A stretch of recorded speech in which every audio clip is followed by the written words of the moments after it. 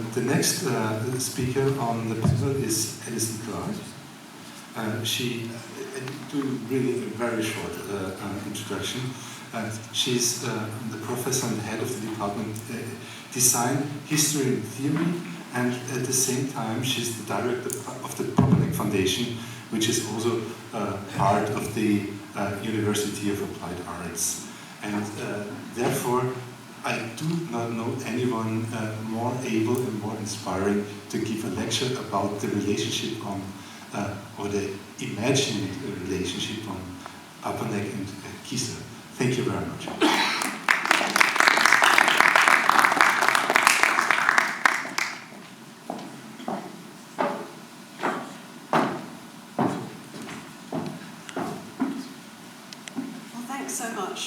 To Gert for organising and inviting me to this great symposium. It's a great pleasure to be here. And I'd like to begin really talking about the premise of the talk, Victor Papanek, Real and Imagined Relationship, by giving the context of the research that underpins it. And it's all began with an Austrian Science Fund major kind of inquiry into emigre social networks that I was the principal investigator of. That lasted 4 years. And then we had, from that, I curated with Future Design Museum, Victor Papanek, The Politics of Design, that specifically looked at the interrelation of archive material, historical material around social emigres, and actually contemporary design. And then more recently, last year, I produced a monograph with MIT exploring Papanek as a designer for the real world. It's a critical biography, it's a non-hagiographical biography, and I think there's a lot of debate to be had about what the role of foundations is in critical discourse of history. And it's also kind of feeds into the idea, it's a critique basically of assumptions around transdisciplinary design as something naturally progressive socially. And that's kind of the next research project that I'm working on at the moment for MIT. But I'm going to move on then to the question of what was Victor Papanek's real or imagined relationship with Kiesler. And I'll premise this by saying that the role of the creative and intellectual emigre in, quote, deprovincializing the American mind by upgrading culture from a marginal position of exile and outsider, which Papanek was when he went to America as a 15-year-old from Vienna, has evolved as a familiar tenet utilised in framing the biographies of successful 20th century emigre figures, from designers to social theorists to architects. And yet beyond the factual plotting of career intersections, networks and influences, how might we come to understand the processes by which individual biographies and constellations of biographies generate intellectual stances in the course of negotiating the vicissitudes of the emigre experience? And as historians, we can all too easily run the risk of over-fetishizing the avant-garde relationships. I've noticed in many of the presentations the invisibility of women that are in the background. It's nice to hear that Steffi Kiesler was acknowledged. Would there be a Kiesler archive without her? Would there be the same plotting? And there are many invisible roles within these stories and biographies, but we tend to fetishize avant-garde relationships and connections as part of the process of bolstering reputations and statuses of the subjects that we're researching in this kind of classic hagiographical model, while we tend to overlook more mundane, middle-brow, or less conical influences that don't quite fit into the art history, the architectural history mold. So this talk considers the relational intersections involved in the emigre biography of the designer and design critic Victor Papanek. He was the major proponent and instigator of socially responsible design in the late 20th century, and he challenged the mainstream ideas around the design profession. In his groundbreaking publication, which you see here, Design for the Real World, Human Ecology and Social Change, with an introduction reluctantly penned by Buckminster Fuller. I don't have time to talk about Papanek's relationship with Buckminster Fuller, but I'm happy to do so in discussion, and it's a large part of my monograph. But Papanek dealt very early on with a controversial agenda of what today we'd call decolonisation. It was also referred to as decolonisation at the period that this book is written, but in a slightly different tilt, with varying degrees of success, and certainly not without criticism. And he aimed at moving away from the user envisaged as some kind of normative Western white male subject by incorporating, for example, indigenous knowledges and things like the understanding of the waste that's around us, how can it be recycled. This is probably one of the most iconic designs. I won't say it's by Papanak because it's actually co-designed with indigenous communities and students. But the reason I think it's so successful and is often appears in exhibitions is because it's recycled, it's kind of got this ecological edge, it's a dung-powered device made from a tin can radio, recycled waste that enabled communities access to mass media in non-literate communities. And it's a kind of, I don't have time to look at the designs here, but I'm just going to use that as a shorthand. So one of his most well-known designs, it was produced in the mid-60s as part of decolonisation, as a shifting decolonising nations, as a way of understanding industrial design practice beyond the white man's drawing board. And in 1968, he was already a professor with an accomplished US resume in industrial design when Papanak produced this diagram, or actually this is part of a broader diagram, the minimal design team. And the term minimal is underlined here because Papanak envisaged and advocated an approach to late 20th century design that involved at the very least these core professions that he outlines here, like biomechanics, medicine, engineering, and also predominantly anthropology. And this approach by the 1970s that would provoke rebellions ultimately in art schools, particularly across Europe, were part of a clarion call for industrial designers to go beyond the profit-driven capitalist paradigm and look beyond the Euro-American sphere for understanding what design and industrial design could do. So let's talk about Papanak as an émigré and how he might or might not have met Kiesler and worked with Kiesler. Papanak arrived in New York with his widowed mother at the age of 15, having escaped perilously late from Vienna and the Nazi persecution in April 1939. It's actually a miracle they did escape. And he swapped the family's grace and favour apartment on Ringstrasse for a room in a Jewish charitable hospital in the Lower East Side before moving to this, his studio apartment. And as a refugee, I think it's important to, as I'll go on to expand on, the difference between a refugee and an émigré.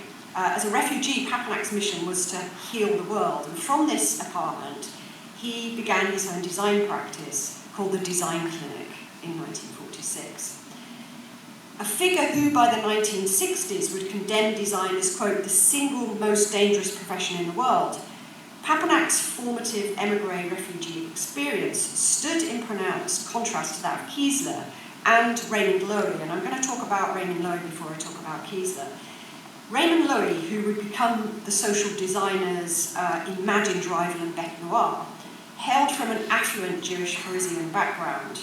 And Loewy had settled in New York in the early 20th century, already equipped with an extensive network and range of upper echelon connections, unlike Papanak here in his little efficiency studio. Significantly, Papanak did not share access to a comparable network to that of Loewy, or indeed the avant-garde architectural network of the earlier generations Viennese émigrés such as Kiesler. Papanak was quite simply an impoverished refugee with aspirations, probably inspired to some extent by seeing the New York World's Fair when he arrived, of being some kind of transformative designer. So as well as claiming to have apprenticed with Frank Lloyd Wright, that's a whole other paper, in the 1940s at Taliesin, Papanak identified his creative epiphany, his birth as a social designer, with his experience at working with America's premier design branding entrepreneur in his New York-based practice, Loewy Inc. An anecdote often repeated in press articles relayed how Papanak quit the Loewy office following Loewy's reluctance to take seriously his proposal to create this particular design here. I'll just go through them. So it begins with this rendering and goes up to here, and it's based on a Geta sandal, Japanese sandal. And Papanak purportedly offered this series of renderings to Loewy as a serious product design, and said, pitched it saying this solves some real social problems for people with small stature. And as a kind of alternative pseudo-anthropological solution, very redolent of Bernard Radowski's famous 1940s anti-fashion sandal designer Bernardo, Radowski was a big influence on Papanak, but I don't have time to talk about that here. It proved literally that Loewy supposedly laughed him out of the office, and this enraged Papanak and created him as a social designer. So this was all about the gulf between profit-driven and socially driven design, and this was the leitmotif of Papanak's autobiographical accounts, and it served a dual purpose which becomes important also when we get to talk about Kiesler. It lent Papanak both an insider professional status by his association with America's most famous industrial design maestro, and inversely, the credentials of a rebellious outsider whose superior ethical stance resulted in his ultimate sacrifice of losing a prestigious job in the United States premier design consultancy. So as an unapologetic technocrat and corporate stylist, set on boosting the sales of consumer commodities, Loewy would become Papanak's proverbial straw man, and one of the many real and imagined relations that would help flesh out his profile as a designer in an otherwise unsettled and anchored professional network. So it's in this framework that Papanak's relationship with Kiesler, real or imagined, offered a valuable cultural shortcut. You're all very familiar with these images. Kiesler offered Papanak a valuable cultural capital shortcut in associating himself with a genre of Viennese avant-gardism. Largely self-educated prior to establishing the design clinic, Papanak did attend evening classes at Cooper Union because they were free as a refugee, in architectural design and commercial design. The backdrop of early 1940s New York really offered Papanak an unmitigated access to a thriving critical design culture. And it was during this period that he claimed in an unpublished autobiographical manuscript to have personally assisted Kiesler in building the structures of the Art for This Century gallery, by Peggy Guggenheim, of course. This is despite extensive, and the reason I premise this by saying what research is involved, it really is kind of 10 years research involved in these emigre networks. Despite extensive archival research, we have yet to draw any evidence. It's possible he helped Kiesler, but there is no actual substantial evidence that he ever worked with him. But there's no evidence he ever worked with Raymond Loewy. But in a pre-internet analog age, these were, my question would be, what difference did it make if they were real or imagined? I can come later on to the 5 wives that were also, 3 of whom were also untraceable, because this was, again, about creating your own biography in a pre-traceable age. But one piece of evidence is there. This is, though, by 1950. And this is one of Papanak's later speculative designs for the Gallery of Living Arts at Corona del Mar in California. He moved from East Coast to West Coast. And it's an amalgam of Gallatin's New York Museum of Living Arts, which is covered very well in the Kiesler book about the relationship between the essay by Stephanie Baumann about Hans Arp and Frederick Kiesler, and the Museum Gallery of Art of This Century. And it's probably the most visual kind of reference to those. But, Papanak's reading all of this literature just like any other designer. But there's nothing really social design about this image. It's a far cry from those early renderings. So I'm interested to hear what the Kieslerites say about this image later. So just as you all know, according to the oft-cited Architectural Forum article by Ben Schnall, Kiesler's design's bad boy reputation preceded him. And I think that this description of Kiesler as a kind of, Schnall wrote that Kiesler's US history is that of the avant-garde European gone astray in the American commercial woods.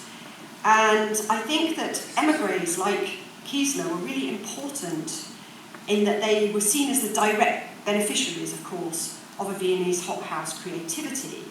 And I think it was this lineage, along with people like Victor Grun, who's slightly not avant-garde, but obviously commercially successful, that the kind of mixture, and we haven't really dwelt on that, I feel, that which designs were made for commercial outlets. Why don't we actually talk about where the money comes from? Who's backing the laboratory? Who's backing the space house? I think that's a crucial aspect of design history, and critical design history. And I think that kind of Papanak, you see from this image, it's a very commercial image. It's someone who wants to be a popular designer. But also there's this sort of social design, bad boy, rebellious aspect. And I think that that's what this kind of conflict is that you see throughout émigré histories, but possibly we tend to emphasise the avant-gardism. And there's another figure here, and the reason I mention these is because I think it's important to understand the relationship, real or imagined, with Kiesler by understanding the other real and imagined relationships that Papanak built throughout his profile. And they were repeated over and over again in interviews. And this one is Henry Miller, who wrote The Air-Conditioned Nightmare, that was about a kind of insider American being alienated by his own commercial culture when he comes back from Paris, comes back from exile in the 1940s.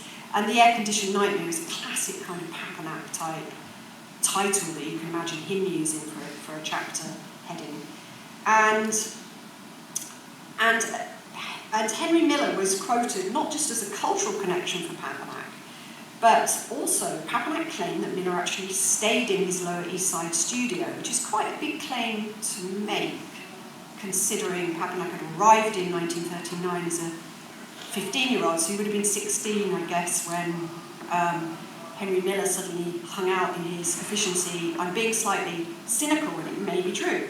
But one of the pieces of evidence in his personal library is this dedication for Vic, which is very familiar, Henry, and it definitely looks, it's from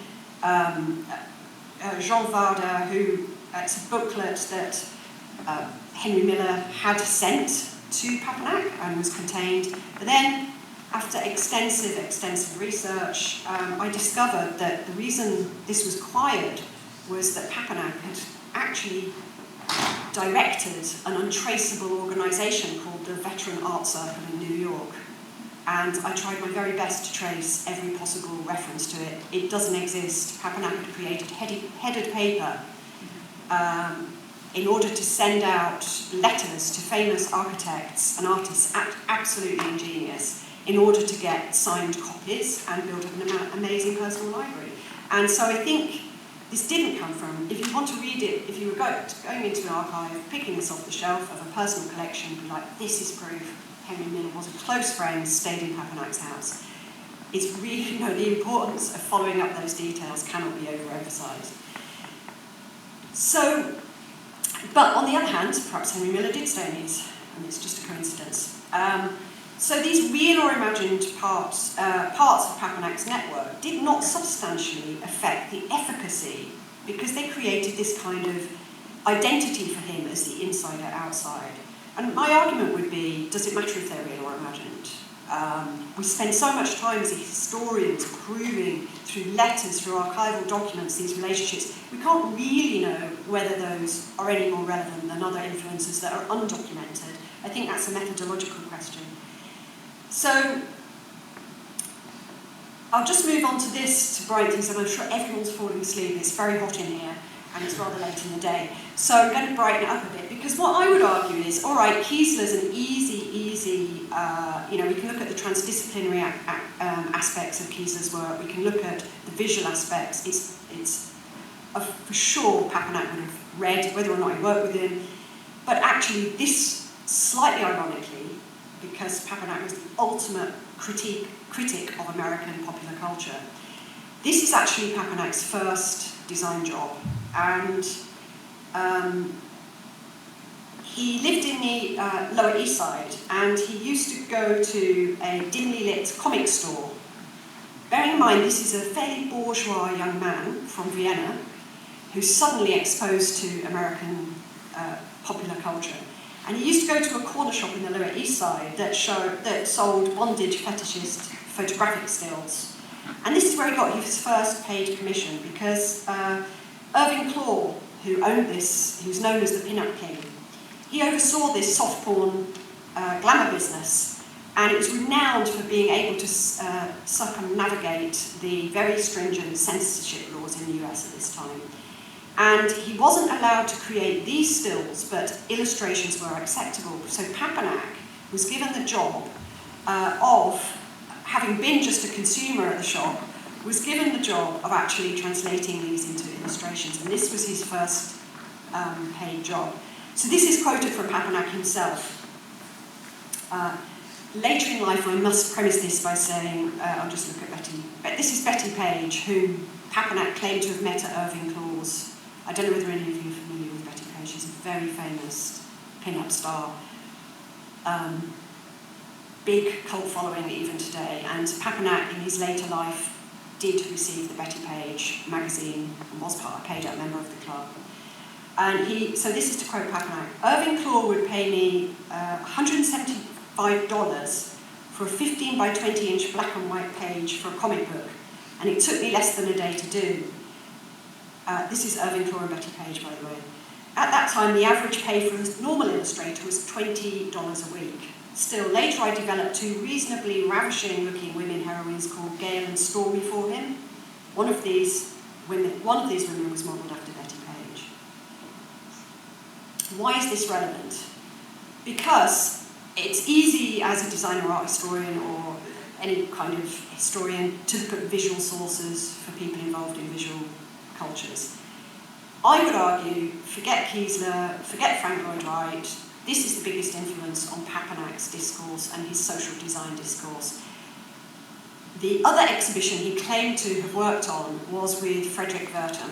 And Frederick Werton, this guy in the middle of this image here at the Lafargue Clinic, was a German emigre, social psychiatrist.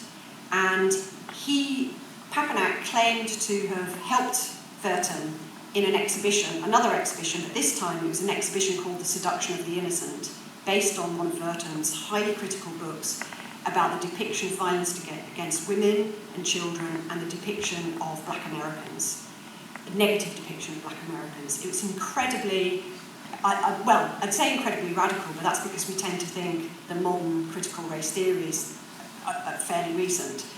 This is an incredibly bold experiment which is supported by all the main black theorists, Paul Robeson and Ralph Ellison were involved, all the Harlem activists. It was based in Harlem. And Papanak claims to have helped Werton create this Seduction of the Innocent book, and Werton was the main critic of Klaw. He'd actually been, when Klaw was eventually, Irving Klaw, the pornographer, was taken to court by the government, and Werton had been the main critic. He'd acted on behalf of the government. So on the one hand, Papanak, in this contradictory world of kind of Lower East Side New York, is on the one hand hanging out in Irving Klaw's pawn shop doing illustrations for $175, and then on the other goes to work with Werton. And I think that explains completely the kind of birth of this contradictory sort of social design culture. So the Lafargue Clinic was extremely important. I don't have time to elaborate here, but I'm going to skip just because I'm hoping that people will ask me searching questions towards the end of this. But I think discovering the Werton kind of connection and exploring some of because I managed to substantiate the relationship with Werton. That's an important thing to say. And then it just struck me that is it really important how real or imagined these relationships are? And do we sometimes look in the wrong places? I put this image up. This is from his personal library. But all of these Kiesler books he bought in the latter part of his life, in the 80s and 90s. Many other books, George Nelson, there's no first edition Kiesler books. And that struck me as being odd, to be honest. I really would have thought they'd be there and they're not, because it's only in the latter stage of his life that Papanak, who died in 98, reclaims his Viennese identity. And this is his last business card. It's nothing about social design. It's totally imperial. It's totally Viennese. And he was reinventing himself in the latter stages of life as part of the kind of tradition of Vienna. And on his birthdays, he would get a Sackertorte at his Kansas home as he wrote about social design. So I'll kind of end a little bit anecdotally there and hope that you pick up on questions after. Thank you very much.